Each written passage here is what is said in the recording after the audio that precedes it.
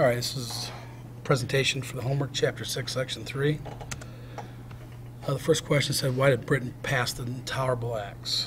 Well, they were angry about the Boston Tea Party and felt they had to take strict control of the Boston colonists. They felt they were getting out of control, and their response to the Tea Act of throwing thousands and thousands of dollars of tea in the harbor made them very upset. They were called the Coercive Acts from the British, and the colonists called them the Intolerable Acts.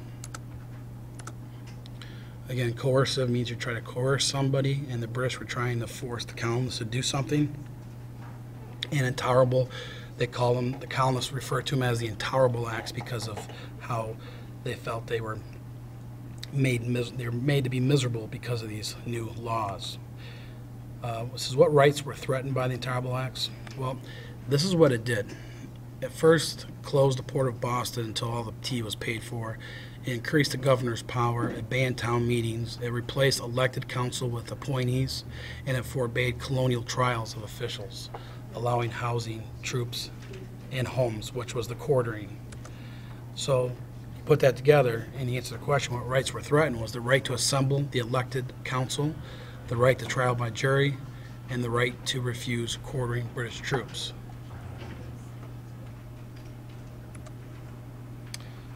So why did the fighting begin at Lexington?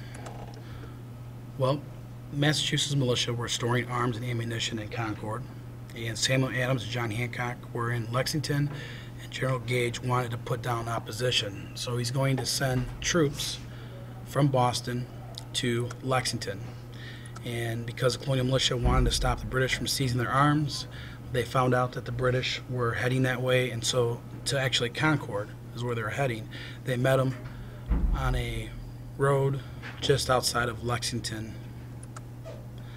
and the first shot was fired of the Revolutionary War, and it started. Now, the reason that they were going to Concord was the second place was that British spies had learned that the arms and ammunition were stored at Concord and that Hancock and Adams were nearby. So going back to this first question was, why did it start there? Is because that's where the British and the colonists met for the first time. Their goal was to go to Concord, but they met up in Lexington first. And some shots were fired. It was over very quickly, and it's referred to as the shots heard around the world. What democratic traditions were threatened by Parliament's policies? Colonists felt that their right to a representative government was at risk, as the Intolerable Acts banned town meetings, replaced elected council with appointees. How did Samuel and John Adams differ in the way they protested British actions?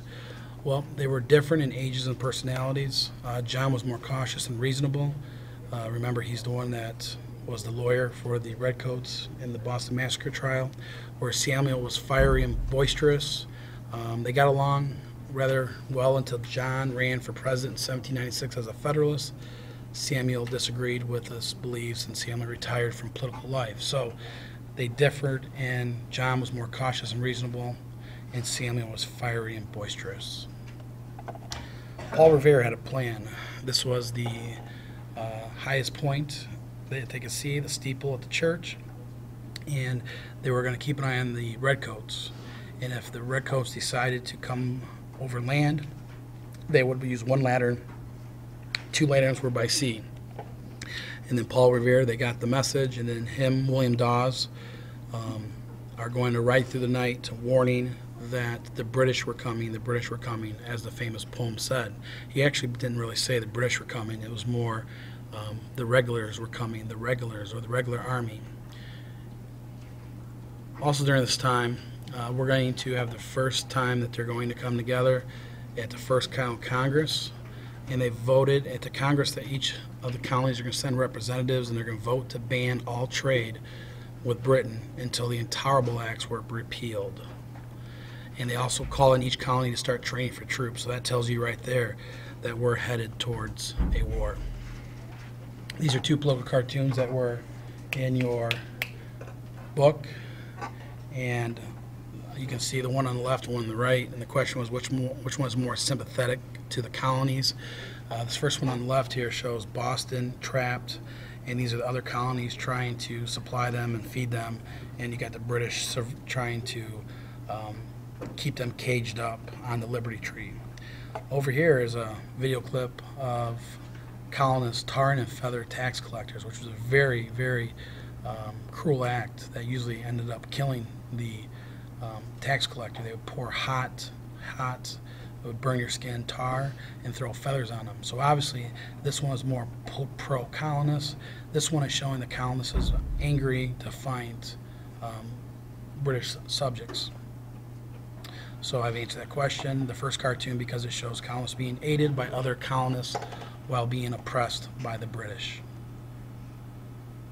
How would these images have helped unite colonies against British policy? The first cartoon shows the colonists under strict British control and starving. This would appeal to the colonists' feeling about being oppressed, like we talked about. The second cartoon might have frustrated the colonists and pulled them together as well, because it reflected Britain not understand their point of view. And so both of them could have been used to unite the colonists. Abigail Adams, she was big into rights for women. Back then women basically could have children and run the daily operations of a house.